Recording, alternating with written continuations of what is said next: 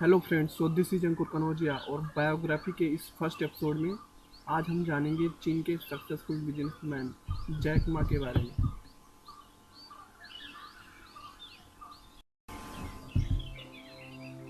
तो Jack Ma का जन्म 19 सितंबर 1964 को एक छोटे से गांव में हुआ था।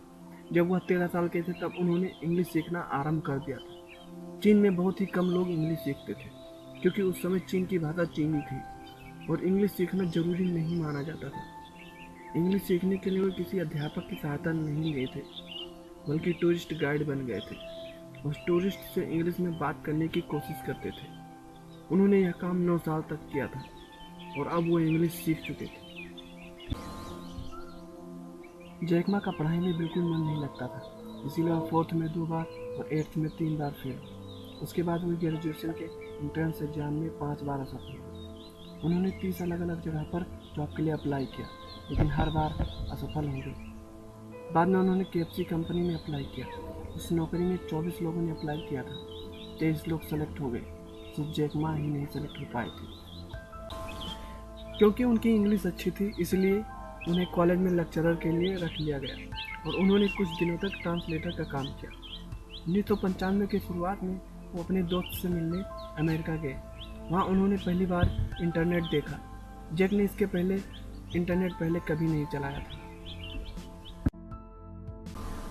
जैक ने जब पहली बार इंटरनेट चलाया तब उन्होंने पहला वर्ड बियर खोजा। वहाँ उन्हें दूसरे देश से बियर से संबंधित जानकारी प्राप्त हुई, लेकिन वो यह देखकर चौंक गए कि उस सर्च में चीन का नाम नहीं था। यहाँ तक उन्हें चीन की सामान्य जानकारी भी इंटरनेट पर उपलब्ध नहीं मिली। जैक को इंटरनेट में अच्छा मौका दिखाई दिया। तब उन्होंने इंटरनेट से जुड़े काम करने को सोचा।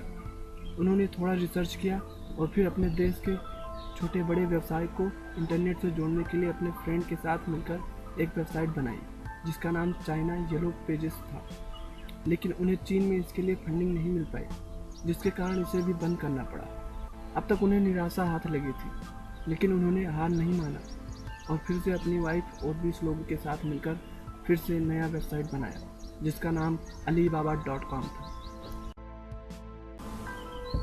अलीबाबा कंपनी में भी उन्हें शुरुआत में थोड़ी सी समस्या का सामना करना पड़ा, लेकिन सॉफ्टबैंक के एक बड़े निवेश के साथ इस कंपनी ने कभी पीछे मुड़कर नहीं देखा और 4 साल के अंदर ही ईबे ई-कॉमर्स कंपनी, जो कि दुनिया की सबसे बड़ी कंपनी थी, अपने देश से बाहर का रास्ता दिखाती। जैक मा आज दुनिया के रिचेस्ट पर्सन में गिने जाते हैं। उनकी एक लाइन हमेशा याद रखनी चाहिए: don't learn from successful story, learn from failures.